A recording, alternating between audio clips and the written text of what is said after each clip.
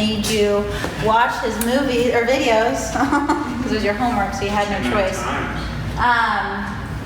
The reason I wanted him to talk to you, and the reason why I want you to get into the breathing and looking at the body through a different lens, is because basically I want to save you time.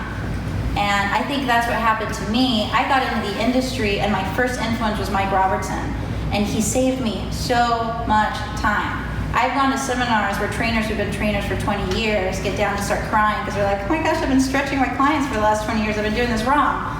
So I'm trying to save you time, because people like Mike Robertson saved me probably years of unnecessary stretching, unnecessary foam rolling, trying to get your clients a foam roll for 30 minutes to try to get rid of their tightness. As there's just so many things out in the industry that are not very high quality, that in fact we can get you here a little faster. And it's not just what we do, but what we do is, that's what we learn and that's what we're good at. There's so many different modalities.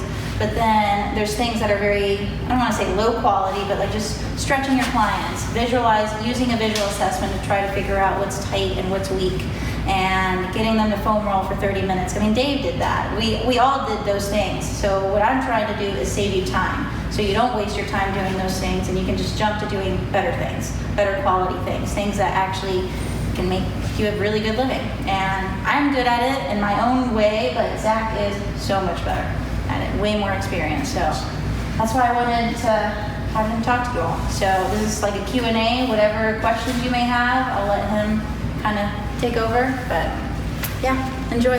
Thank you, Lucy, that was very kind of you. And to piggyback on Lucy, it's not just time, because time's most important, but also money. It's kind of expensive to go to continuing education, and if you want to help as many people as possible, which is why I'm sure you guys are here, it's going to cost you some ComEd. I think I've been doing this for about 7 years? 7 years? Something like that. Do you guys want to guess how much money I spent trying to learn stuff in that 7-year time period, not counting PT school and all that? Anyone want to throw out a number? $26,000. $52,000. $104,000. Probably about that. I mean, in kind of related things, this year alone I've spent $24,000. So you guys can go ahead and do that. So within the 7 years. It's been about 10 to 20,000 a year. Yeah. Right? So you guys can go do that by all means. Like, I want you guys to learn. I want you guys to test different models and see what works for you and your client. Most importantly, what works for your clients. But I've seen it all. I've learned it all, or most of all of it. And I've come across a lot of good things. I've come across a lot of bad things too. And that's exactly what Lucy's saying. Like, when you have someone who's got more experience and we're trying to teach you something, learn from our mistakes. Don't make the same mistakes we did. Like, that's why I had a great mentor growing up, Bill Hartman, and I was able to really streamline my thought process, my ability to help people, because he already made all those mistakes that I don't have to make. And that's exactly what we're here to help you with. So with that, what questions do you have? I have one question. Yes, sir. Go ahead. So I was talking to my friend who's in PT school. We were talking a couple nights ago before Midsummer's Night Run. It's a big race down in Lexington they have every year about this time.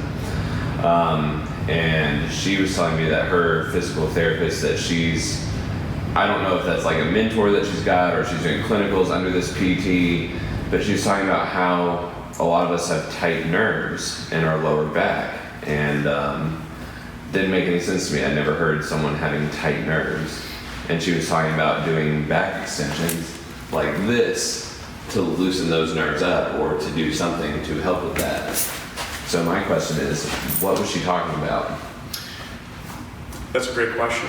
So as you move yourself, right, or I go to touch my toes, muscles are elongating, muscles are shortening, but that's not the only thing that's happening. You have skin moving, you have all of your tissues moving. The nerves also move. Mm-hmm. So for example, as I do this, the median nerve, which runs from my neck all the way down here, slides and moves towards that direction. That's normal. Mm-hmm. If I do this, the median nerve is going to pinch and compress and shorten right here where it comes out around the elbow. So your nerves move just like everything else when you go to do something. Now what can happen in some people, whether it's due to tissues being either too concentrically or eccentrically active surrounding the nerve, or you get alterations in fluid mechanics within the nerve itself, that nerve may not move as effectively when I'm going to do something. And a quick way you can assess that on someone, let's say it's lower body, if I'm bending forward and I get like, I can't go any further, sometimes if you just do that, that can alter either the sensation that they're feeling or moving, because what I did was I bent forward, right? The sciatic nerve, which runs all the way down here and then it branches off in the tibial nerve and then comes up the spinal cord, is elongated or stretched. Whereas if I do this, that slackens it a little bit. So then I might be able to go a little bit further.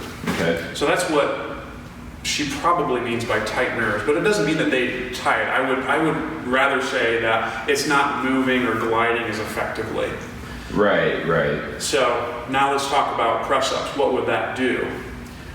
Well, if from a nervous system standpoint, when I go into extension and I do a press-up, that would shorten the nerve or make it less elongated, if that makes sense. Because if I flex forward, the spinal cord is kind of like an accordion, and so I would open the accordion up in flexion, and then it's on more stretch. Whereas if I go this way, it's shortened. Okay. But here's the problem, potentially. Like sometimes that can help people. But also, when I do this, the facet joints, so that's where the nerves exit. So on this guy, these guys right here, the nerve exit. As I go into extension, I reduce the space around the nerve. So nerves love three things. They love movement, they love space, and they love blood flow. If I do this, I could potentially, not always, but depending on what the normal position is that individual might be in, I could potentially restrict space and blood flow around there as well, and that could be a problem.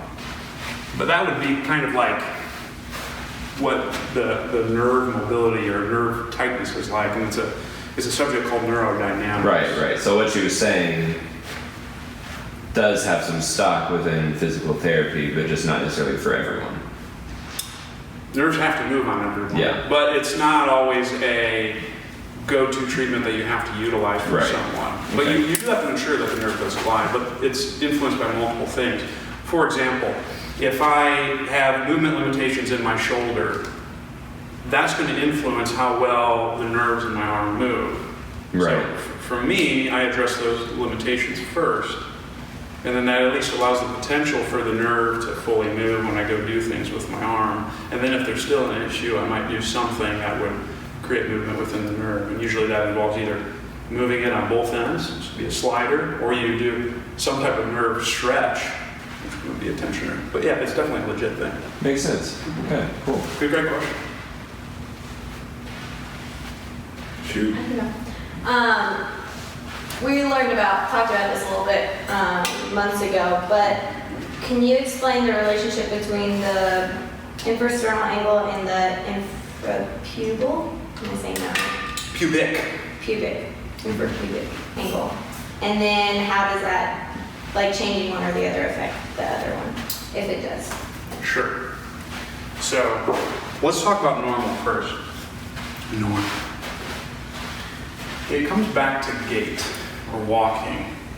So if you can think about this diaphragm here and my pelvic floor, I want to create a piston effect with each time I step. Because when I do this and the diaphragm descends, the diaphragms descend, the reason why that happens is it allows for more volume of air and fluid and all of these other things to accumulate. That increased volume gives me some semblance of stability.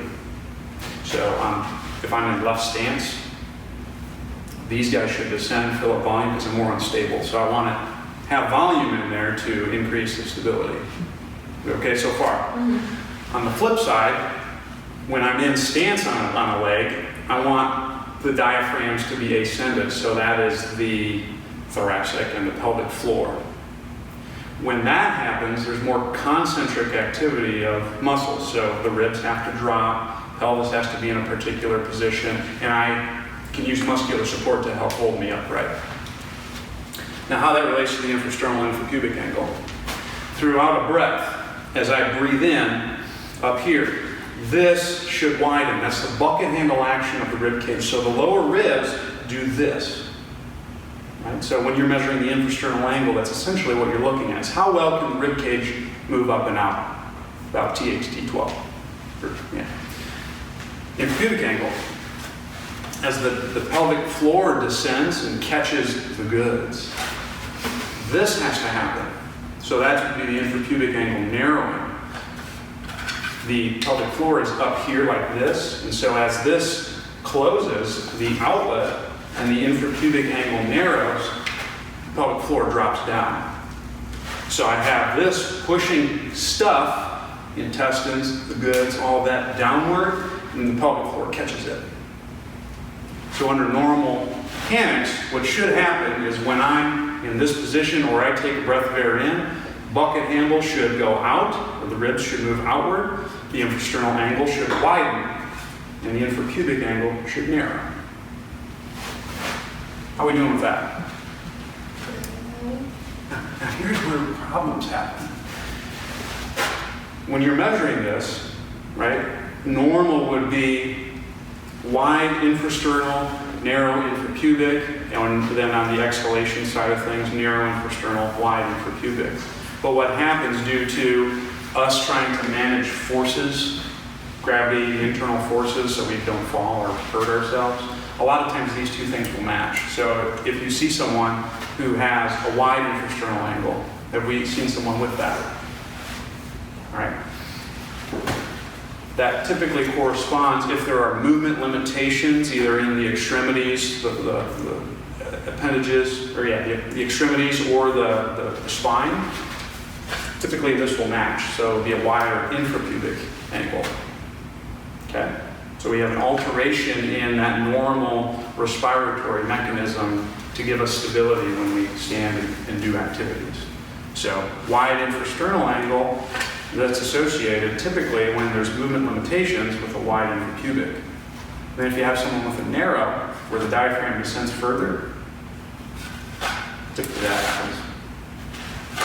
And when those two things happen, you get alterations in the positioning of the relative positioning of the spine. Also, our body can more efficiently manage forces, pressure, things along those lines. How are you doing with that so far here? Is that kind of what you want? Because I know probably...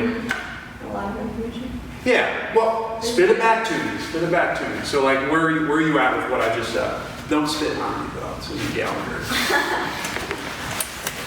That,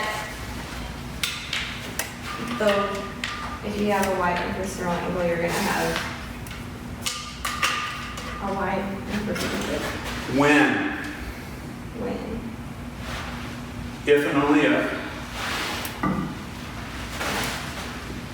What did I lose? So normal.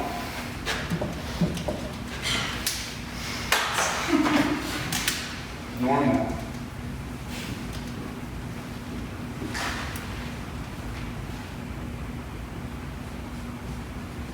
Sorry, I have really bad handwriting.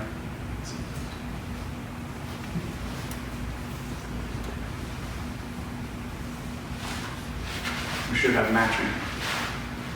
No, I totally screwed that up. I'm sorry. That's awful. That's why I don't draw. Well, I do draw, I just draw poorly.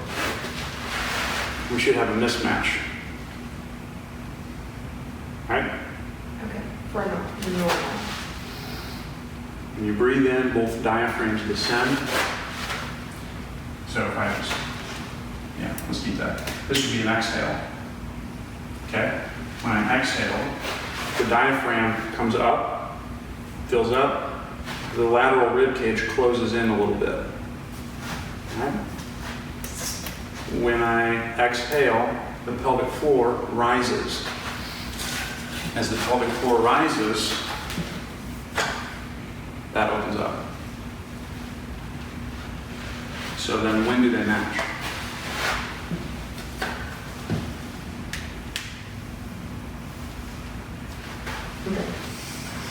No, gravity. That's why we're going through this. Because I want you to get this, because it is important.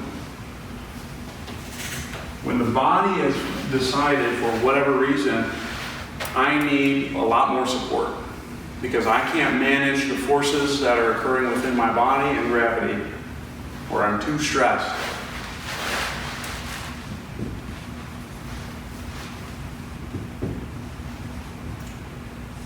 These will match.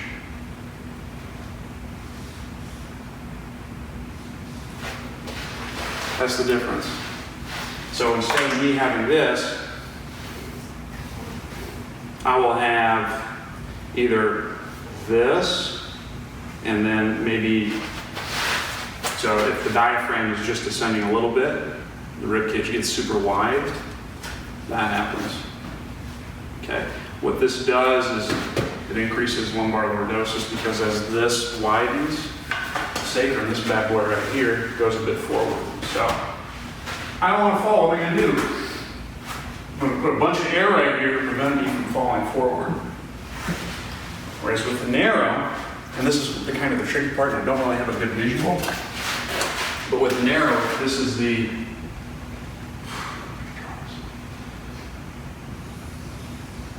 say this is this stuff.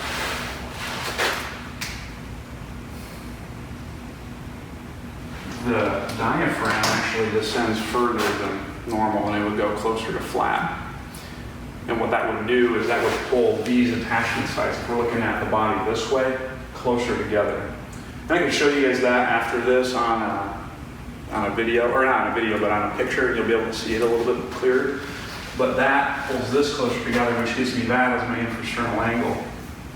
Okay. This changes the position of this up here, the relative orientation. So what would happen is I would get an increase in thoracic kyphosis due to the mechanics there, but then that trickles down to this right here. That would pull the sacrum back a little bit more, and then just due to the mechanics of the SI joint, that would narrow this, because these guys have to come forward.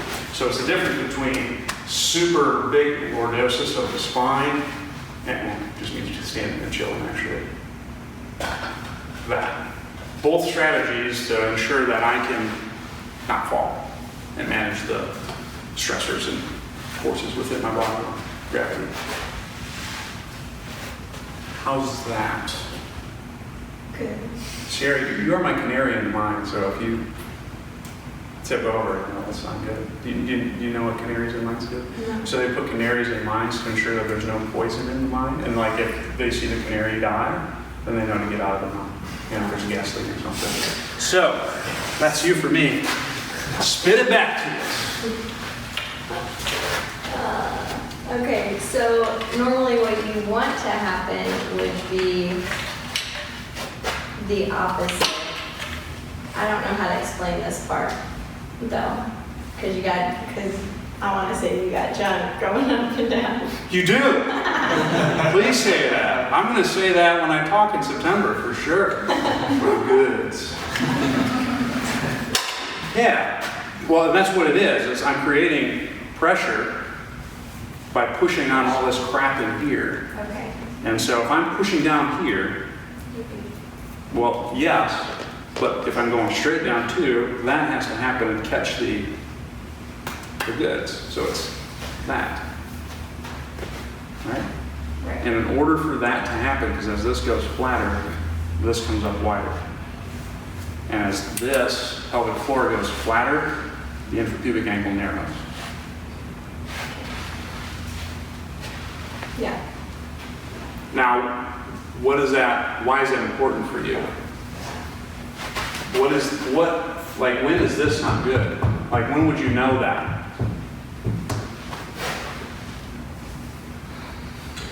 Can I clarify something? Please do. Ask Please. for clarification. Please. So, as you take an inhale, Yes. your infrasternal angle widens. Yes. Okay. So as it widens, it's pushing your goods down. down and out. down and out. Well, yeah, it would go all directions. So pushes the stuff down, so it's in there, encapsulated, inhale, pushes the stuff down, and then your pelvis has to close to keep it from going out, essentially. So, yes. So it has That's to, a great way to it has think to of it. do this, Prolapse. It's got to catch it. but this is narrowing. Yes, and it has to do with the attachments of stuff here. So it's not the actual pelvis that's narrow, it's the pelvic floor that's Well, closing. The pelvic floor descends, Uh-huh. but muscles have to attach to bone. Right, That's how we right. get movement. And it all attaches in here. Gotcha. So if I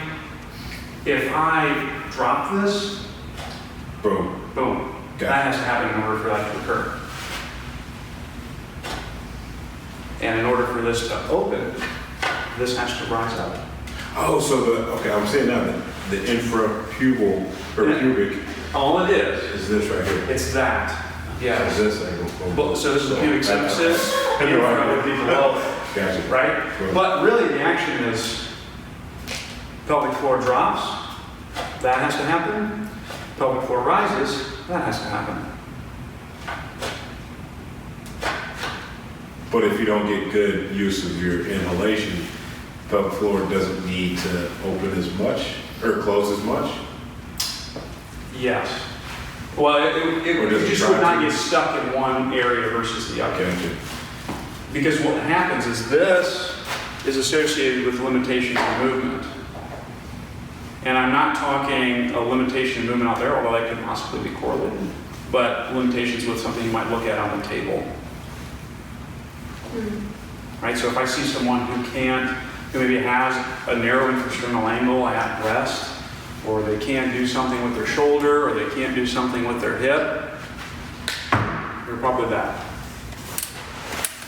Because if I can do this, I can alternate these things, chances are I'm not going to have many movement limitations doing most things. But if I can't do that, just because of the way that the spine has to go in order for this to happen, there's probably going to be some movement limitations present. If there's not, you've got problems. Because then they probably develop some type of laxity to get there. But you really can't know that until you break down some of the fine testing. Because some people are super duper flexible and maybe on like an overhead squat or something, they can go all the way down. Oh, that looks pretty. Yeah, but I've had chronic pain for 35 years. We're missing something. And so we have to break it down a little bit more and see what they can do.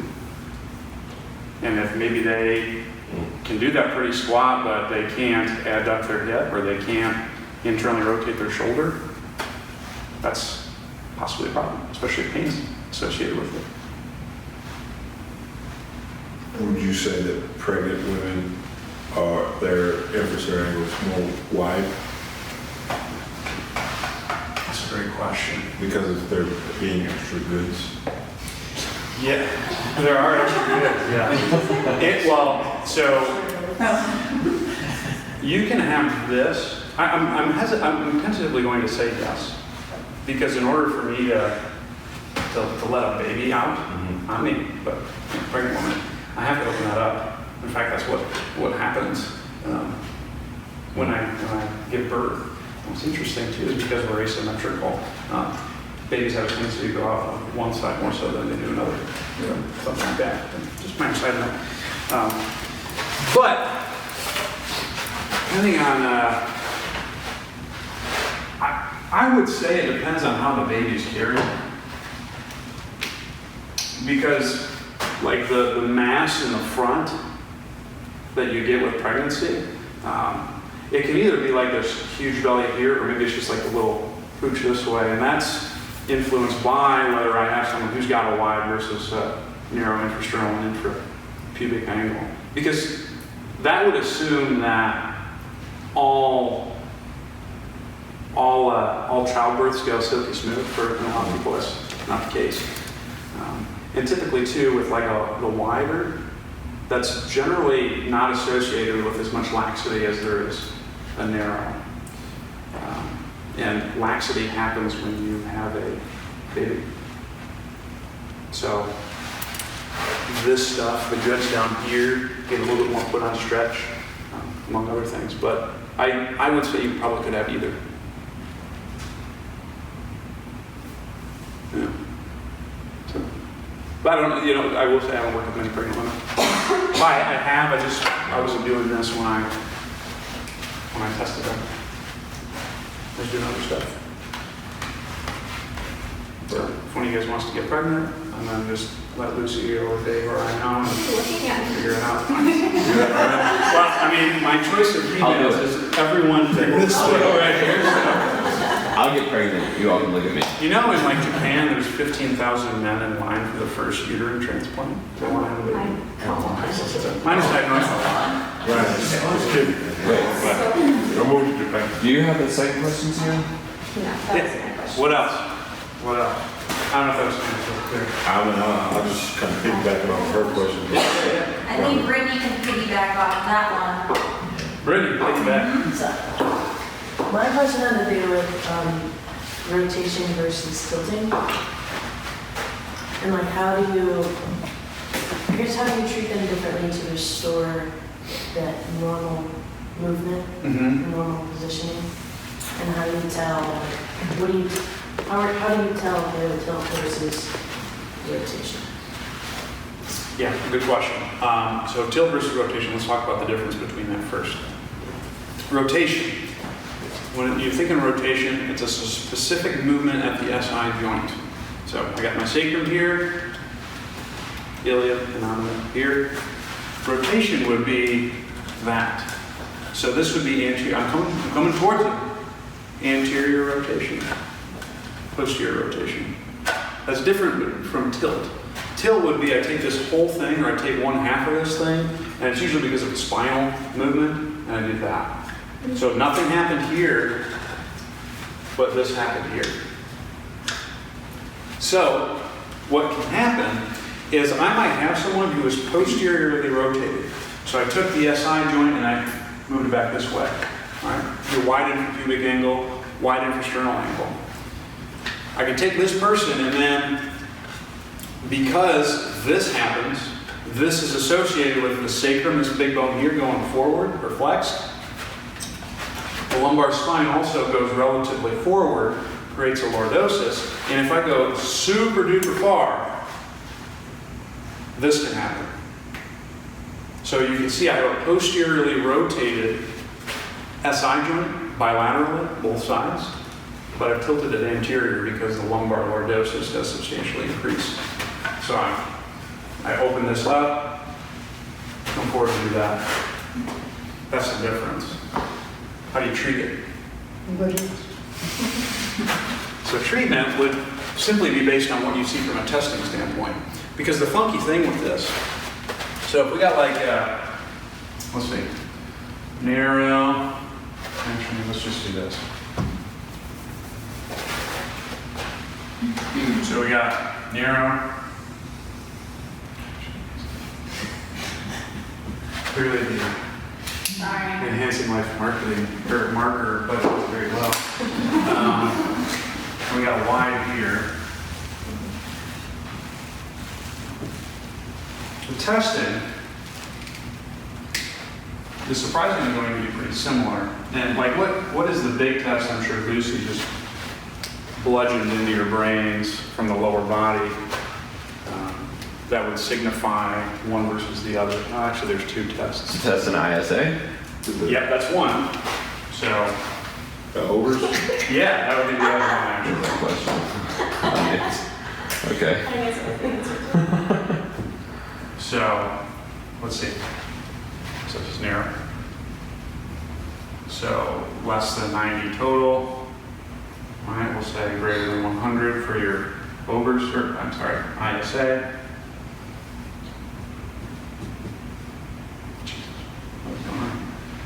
ISA, and then overs.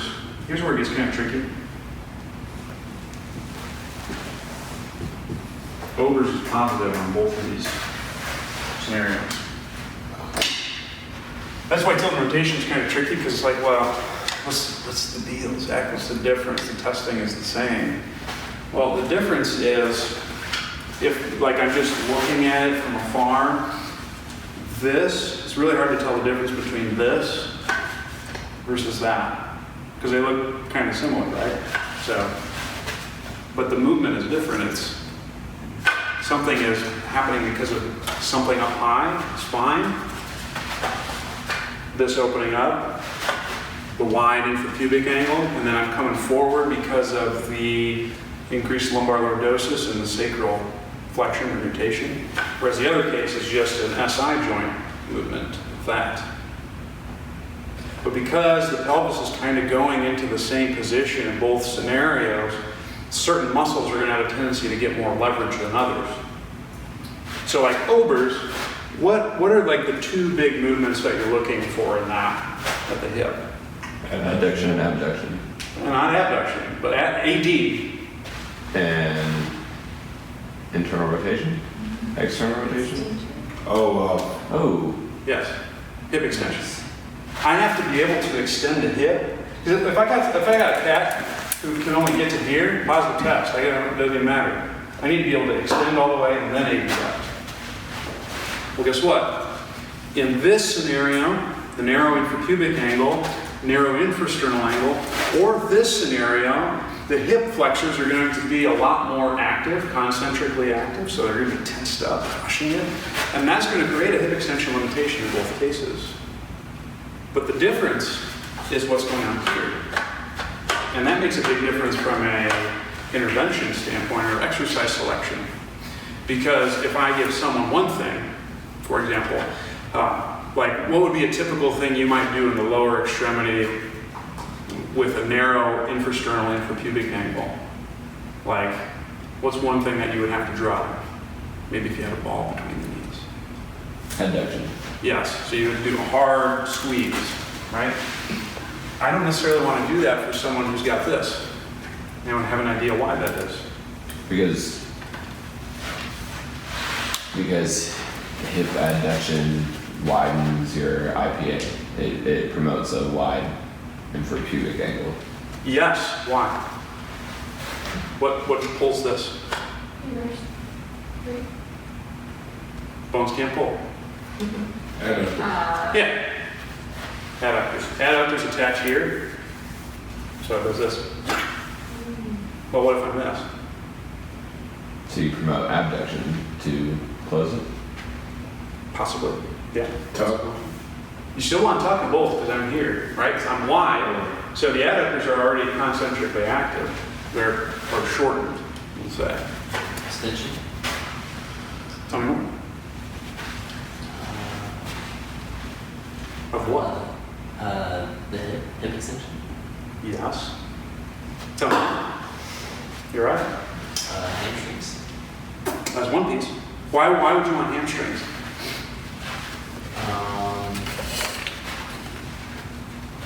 If you turn hamstrings on, you'll turn hip flexors off. Yes.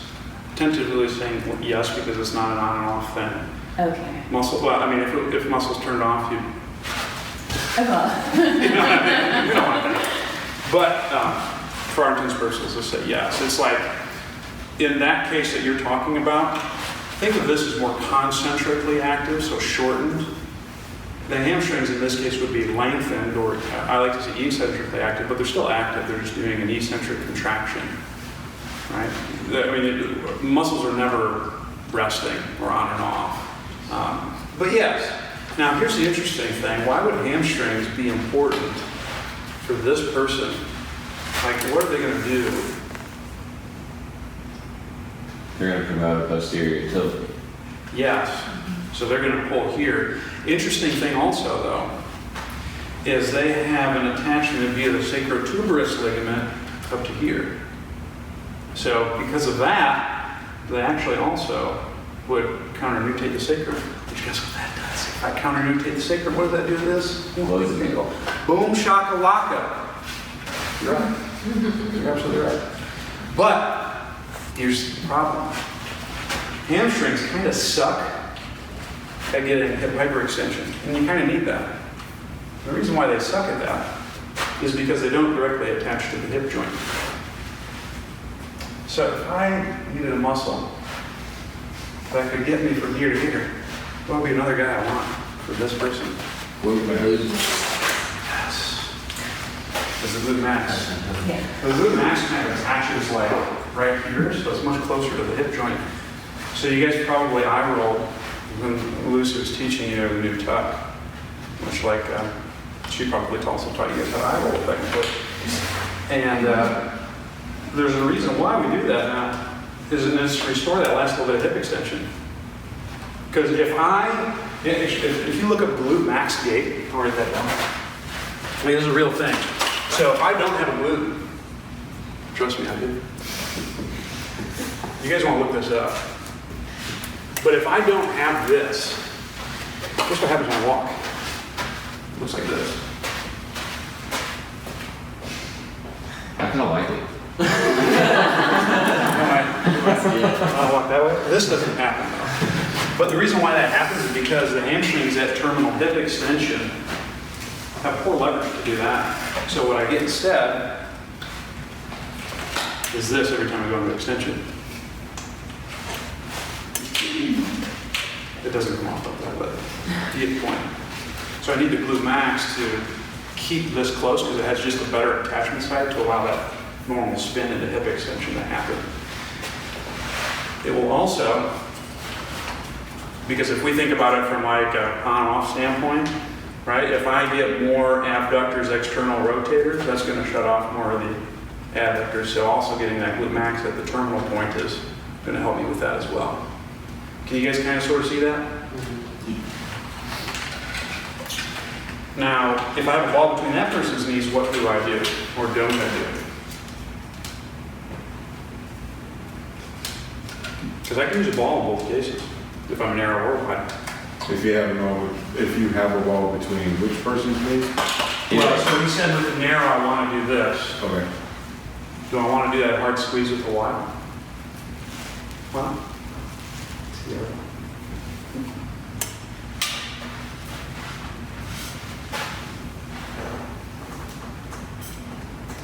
so what would be active when I squeeze? Your adductors. Yes. What's already more active when I'm this? What pulls this apart? Adductors. Yes. So I don't want more of them. Right? So I don't do the squeeze. The reason why I would still hold this here. I don't do that, it's open, but the ball's here, though I would still hold this here is because when I do this, you guys see how the femurs kind of start pointing towards you. I don't want to walk like this, so I want this to happen. But the femurs, or the hamstrings, are also rotators of the hip, external and internal. So if I'm here, because I go into external rotation to right myself back to center, biceps femoris, which is an external rotator, has a little bit better leverage. So if I just use this as a placeholder, I can go back to center, I can get equal hamstring activity, which allows that to happen a little bit better. Can you guys see that? All right. So you got the ball, you're just not squeezing, you're just holding in place. For wide. Gotcha. Yeah. So that's why we want to know the difference between tilt versus rotation. To come back to your original question, Brady, is because to be laser-like and save yourself time and your client's time by choosing the most effective activity, we need to know what's going on here so we can pick the right stuff. And the way we tell the difference between these two is really this. Because the infrasternal angle, assuming that there's movement limitations present, is going to tell you that these have matched, and thus I need to choose one versus the other. So to summarize, rotation is SI joint movement. Tilting is orientation of the entire pelvis. All right? If I am narrow, I'm going to have a positive overage because the hip flexors get leverage because of an SI joint movement. To fix that, that's a broken thing. To fix that, I want to use adductors to pull this apart. For the wide, the infrasternal, wide infrapubic, this is more of a tilt or orientation scenario when the overs is positive. because the same muscles get leverage. But what I want in that case is I want to emphasize hip extension without the adductors via hamstrings to start, glutes to finish. If you do those things, you ought to be in business. So, great question. What else? I got one. Go for it, man. I'm ready. I'm juiced up.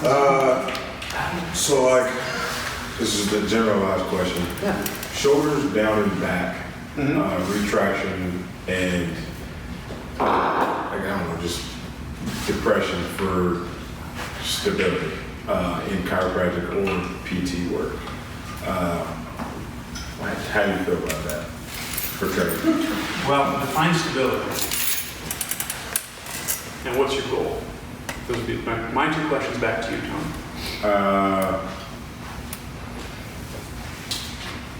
I guess stability would just when the bones are in the correct position for the muscles to pull the way they need to pull, or the right muscles to pull when they need to pull, when they need to pull. And just maintain that. Goal being to strengthen that stability, to keep it when you increase load, I guess. Well, so in that case, like that last little bit, there would be one time where I would consider coaching that. But when are you thinking of coaching, or when are like the chiros and PTs that maybe you've worked with, Tony, coaching this? All the time. Okay. So that's a problem. Here's why that's a problem. What happens if you have to go overhead? What has to happen at the scapula, or if you are from Prague, the scapula?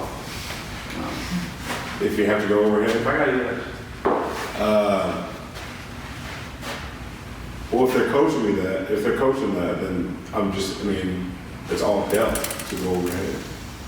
What has to happen at the scapula? You're right. Well, it's not all delt, because supraspinatus also actually does quite a bit of abduction.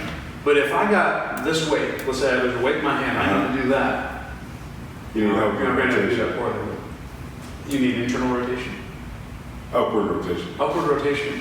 Now, if I'm retracted and I'm depressed, can I upwardly rotate? Absolutely not. So then what's going to happen at the shoulder? It's set. It gets real tough. Yeah, because there's a bunch of the fluid and volume that builds up in that area and you can't go up all the way. So some people who maybe are here like this, side note, if you're doing the infrasternal line thing, which I hope you guys do because it's pretty cool, more wide people are going to have a tendency to be that way.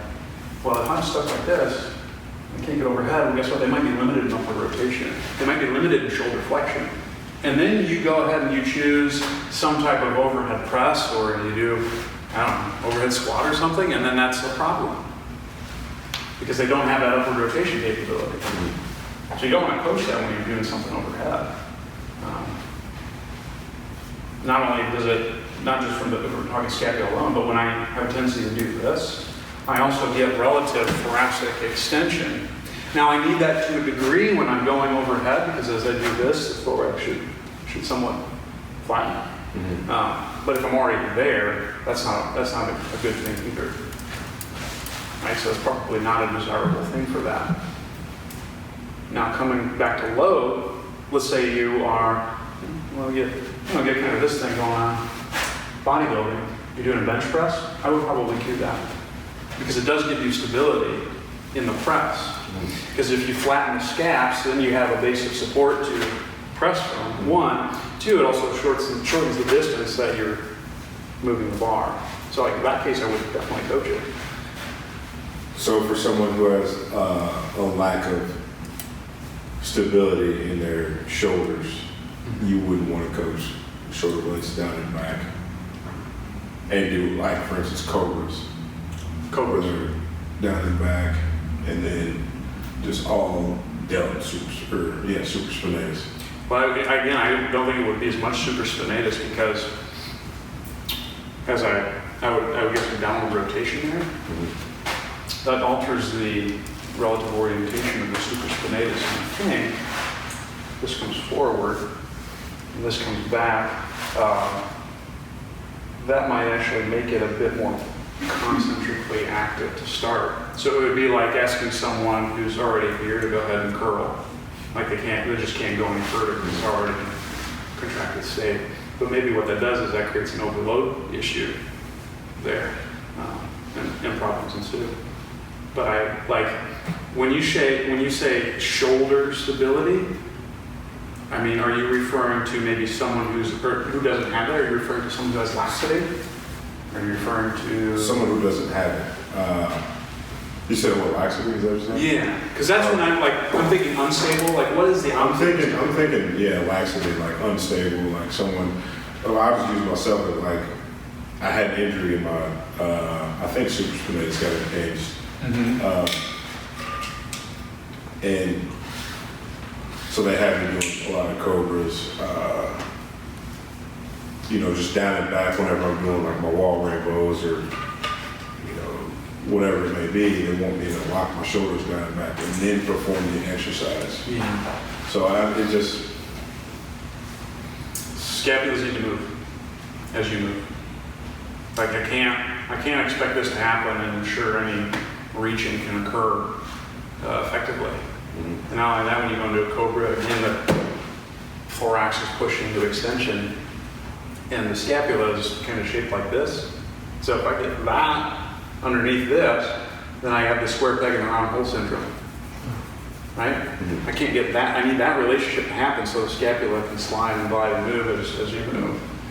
So what they're trying to do is trying to emphasize a little bit more lower track, because some poorly done EMG studies probably surface, which is not good. You can actually surface EMG on cadavers if you move that. It's pretty cool. But they have no muscle function. That's probably why they're doing that. But if you have like legit laxity in your shoulder, you need something more local than what they're doing. What their thought process probably is try to influence the scapular mechanics to some degree to hopefully help that shoulder. But what really needs to happen is you need to ensure you have a good foundation by the ribcage being right up against the scap, aka this stuff, first. Then you need to ensure that the scapula can move every place that it needs to, second. And the third thing would be, if you still got issues, you need to do something locally to the humerus to impact that. So like, for example, what was your injury? Was it like a slap? I was doing Oklahoma drill football, and then we were doing, you familiar? Yeah. Yeah, I stepped at football. That was me, but I was good on the ground. Yeah. Well, when we hit, I cracked something here. Okay. I mean, it immediately swelled up. Anybody care if we turn the fans on? Like, I kind of like the sweat. It just really helps. So that happened in high school. Yeah. And I don't remember doing PT for that at all. But anyways, now it's starting to bug me. You know, Yeah. remember or whatever. But it just feels like the muscles aren't grabbing, the right muscles aren't grabbing in the rotator cuff. I think it got diagnosed as a rotator cuff tear. I don't think it was a tear. I think it was just impingement or something that probably could lead to a tear. Yeah. Well, if you have laxity, like some rotator cuff work is warranted once you've got step 1, step 2 done, which would be rib cage and then scapular position. Like I had a woman earlier today, and she had laxity in her shoulder when she went overhead. So what would happen is I would test flexion on the table. And again, this is why I like the little testing is important. As she would go all the way over, that would pop forward. The humerus over the lip. Yeah. That was integration. So what I did, like what rotator cuff muscle is in the front here that would maybe prevent that from happening? Rotator cuff muscles? Yeah. Subscap? Yeah. So what we did was I had her do a side plank, which is not like, you know, your typical subscap stuff where you're doing the resisted IR. But when I pronate my forearm and I push up here and the arm's in the internal rotation, the subscap has to be active. So it's the same thing, but I can do a heck of a lot more load here than I can with green tubing. And once we did that, I rechecked shoulder flexion, and that was like, it was not subluxing in the front. Gotcha. And when I'm there and I'm getting that reach, I'm not doing a down and back position because it just doesn't give the subscap leverage to contract. So to summarize, like if you're having a shoulder that's unstable or you need stability, it really has to start with getting that rib cage foundation first, ensuring you have all the degrees of freedom within the scapula to move, and then you would do cleanup at the humerus itself. And the down and back is not going to be effective because it likely negatively impacts the thoracic spine position. It doesn't allow for that upward rotation when you're doing some type of reach, either outward or overhead. And it just puts a lot of the muscles at disadvantage to do that when you're doing some type of reach. I mean, it's the word activation, right? I mean, that's probably used in that setting is we're going to activate these muscles to stabilize this joint. And that same thing in the hip musculature, so I wanted to say that earlier, is they're going to run into that a lot. People are like, well, we got a weak posterior chain, you need to activate these things, and you got an unstable scap, you need to activate these muscles. And then that's the mindset of basically everyone in the world right now is turn things on and that'll just magically make them better again, instead of really taking it back 2 notches and saying, what position is it in? Let's get that adjusted first, and then we can maybe play around with stuff later to see if we can get to it.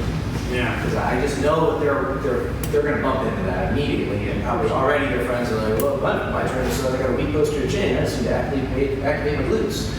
And they're going to keep running into that. What do they say to that? You know, it's like, what's a good 2-second elevator pitch of why I don't squeeze and pinch my shoulders and glutes to turn things on and stabilize them? Because that's what most of their friends will probably think and people they're interacting with. Yeah. Do you got a 2-second one where like Well, not 2 seconds. 2 seconds. 2 seconds would be running A back. few paragraphs, you know, they can just basically recite to somebody that, you know, wants to know that in a basic way, because this is complex, obviously. Yeah. And just to give their friends something to kind of hold on to that lets them know, oh yeah, maybe that does make sense. Well, even future clients. Future clients, yeah, absolutely. You're just going to deal with this all the time. People Yeah. interact with so many PTs, chiros, other trainers, massage therapists, everybody knows what. I mean, everybody's doing the pitch down and back and squeeze this and squeeze that. Yeah. I feel like in a real life scenario, like if you want a scenario, if you got a client or anybody who's like goes to fall, if they fall and they need that quick, I need to turn this on. There's no time to get down and back and then catch yourself. You know what I mean? So that's the biggest thing to me when I run into them when they do that. Like it doesn't translate to real life stability. Like I want to be stable here. Or like here, or, you know, whatever. You want all that. Exactly. But if you lock it down and back and then train stability, it's like I'm just locking it there. I don't know. So that was my question. I was wondering why they still do that. Yeah, well, it's like in PT school, they would teach us the draw-out maneuver. And, well, it's like my professor, love him to death, bless his heart. He's never lifted anything heavy in his life. So it's like, it's not realistic. My elevator pitch, I'll get to that, because that's actually an important thing to touch on. My elevator pitch would be, one, you really think muscles are ever off. And you can throw research at people, like this is a legit thing. I can share it, I'll share the study with Lucy, but like there's this big paper on human resting muscle tone.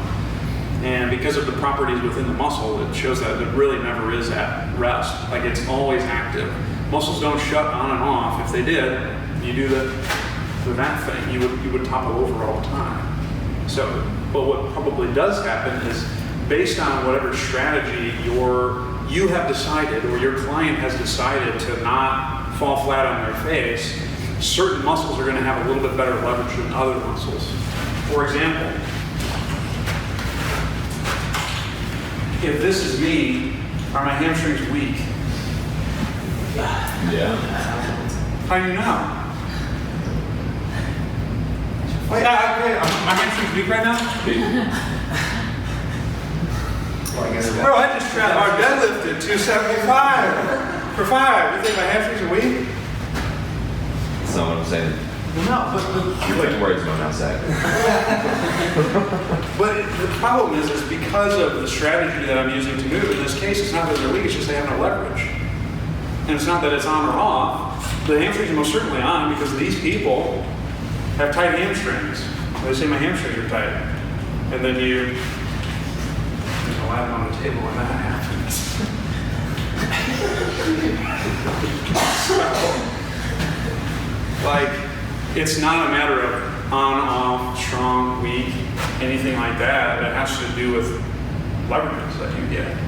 This person's hamstrings are super active, but they're active eccentrically to prevent the need from this further happening. Just like if I flex my bicep, yes, this is the active muscle, but it's only active because my tricep allowed me to do that because it's eccentrically active and allowing my elbow to flex. So it's not a matter of on versus off, it's a matter of what has leverage and what doesn't. And if I don't have access to all movement options, so I have these limitations that we talked about, or I have other movement limitations, then certain muscles are going to have more leverage than others in more scenarios. Now, we can't say that that's true of all things because the table doesn't necessarily translate to something loaded. I'm sure you guys have seen people who move like garbage on the table and then they do a pretty squat. It's like, wow, how'd they do that? But like that's really what it's about. It's about establishing movement options with people so they can have better leverage at all their muscle groups when they're doing all their activities. And then you don't need to worry about what's on, what's off, what's strong versus weak. To piggyback on what you said, Tony, and when like an individual or a practitioner tells someone they have a weak posterior chain, I would say weak for what? Right? Some people, like I work with a lot of professional basketball players, they sucked in the weight room. Terrible. Absolutely terrible. Like squats, atrocious. Makes you want to vomit when you see you guys move. But you know what? They're making gazillions of dollars because they can jump super high and Vince Carter did a 360. You know, things like that. You mean to tell me that he's got a weak knee chain? No, it's not. It's like movement is context dependent.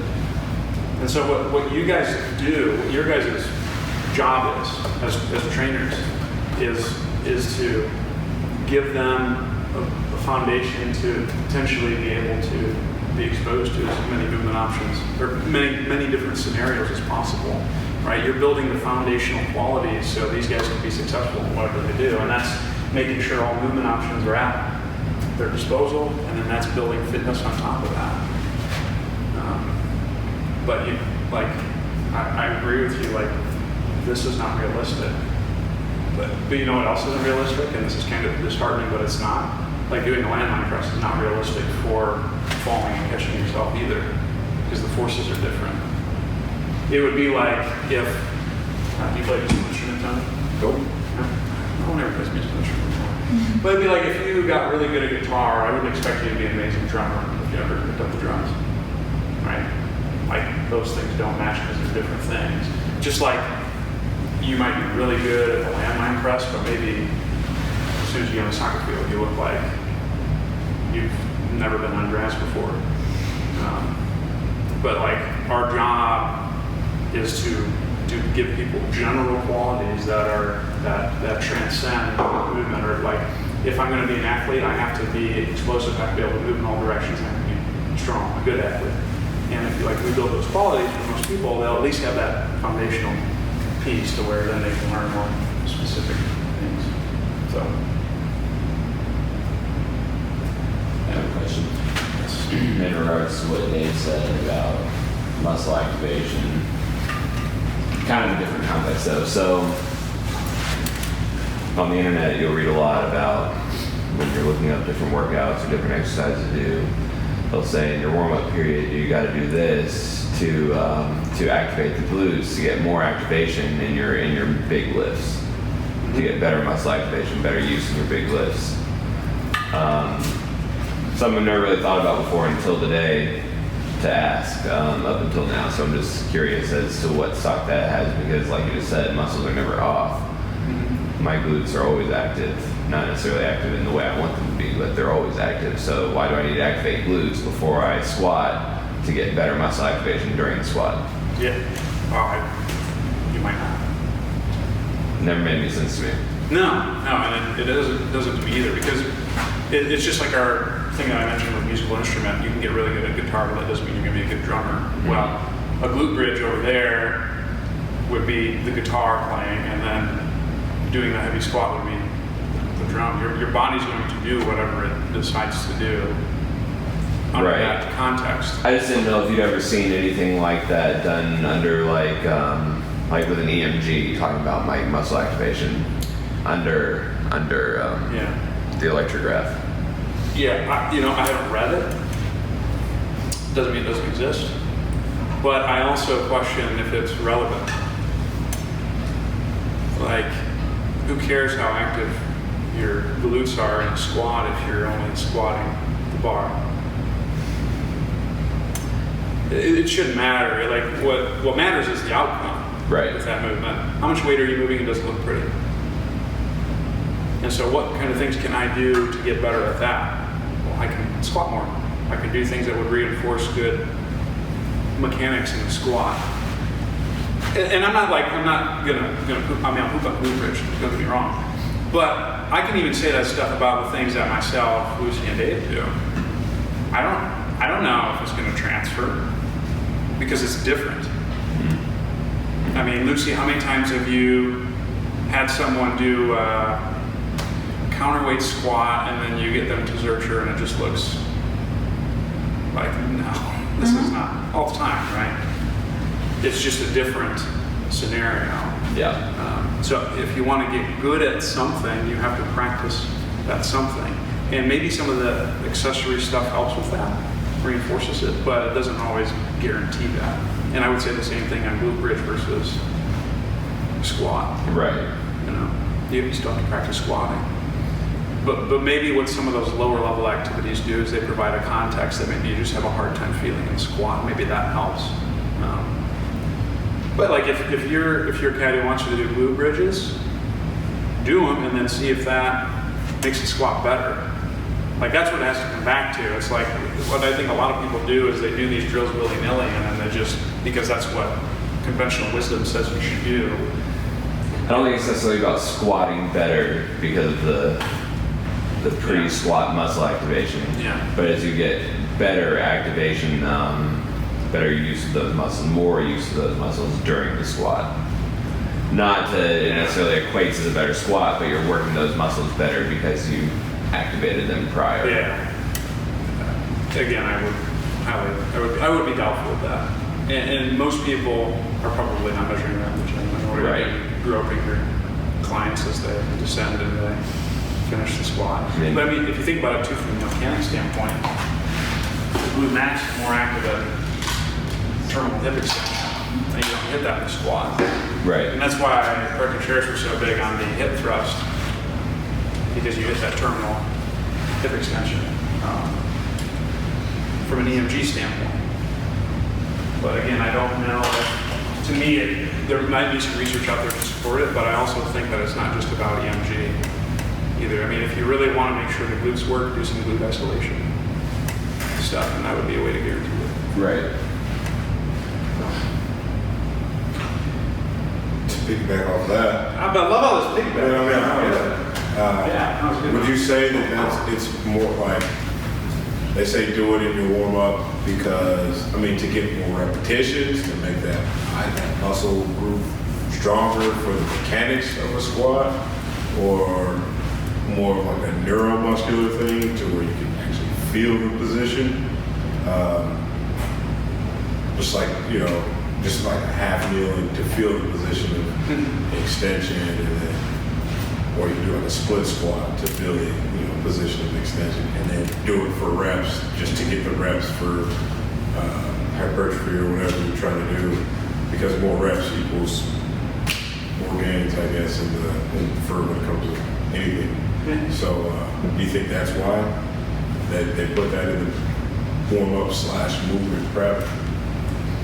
Instead of just activation, they want, you want to save some energy for squat, so let's add some reps in the warm-up that equate to better squat mechanics. Maybe. I don't know. It's just like I've seen, it really depends on what their initial assessment says, why someone will program things versus not. Because I've seen the gamut. I've seen people do glute bridges as just a way to warm up the tissues. I've seen people glute bridge based off of a particular assessment, like Fusionetics, which I think is actually an assay based for FMS. I really think it's probably practitioner specific or trainer specific as to why. And I mean, you can like, I know there's certain things that I might poo-poo and that other people do, or maybe they think I don't care. Like the important thing with whatever decision you make for your clients is they have a particular outcome that they want, and you have something to support whatever you're doing. Like if, for example, let's say, Tony, that you want to use glute bridges because you think that it activates the glutes better in the squat. I'm not saying you're saying that, but let's just say that for the sake of argument. Then I would hope you would have something that showed you that they needed that and that was the right intervention to choose. Gotcha. See what I'm saying? Like I'll give you an example. I'll use Dave as an example. 1 minute. 1 minute? So this will be the last thing. Dave couldn't get hip extension and was limited in shoulder flexion. So I gave him things that were based off of that. We did some retesting and we got a change. So then what I want to do for Dave then is make sure we give him as many activities that emphasize that in as many different contexts and scenarios as possible. But I find that a lot of people, because they don't have a sound assessment process, and it's not just like what I do, I mean, it's whatever. Some people just don't assess, they just throw things in willy-nilly. And you can't do that because then you're probably wasting your time, one, and more importantly, your client's time, because you don't know if that's going to work or not. So I don't know if that answers your question. Yeah. I mean, do what you want, man, just make sure you have good rationale for it.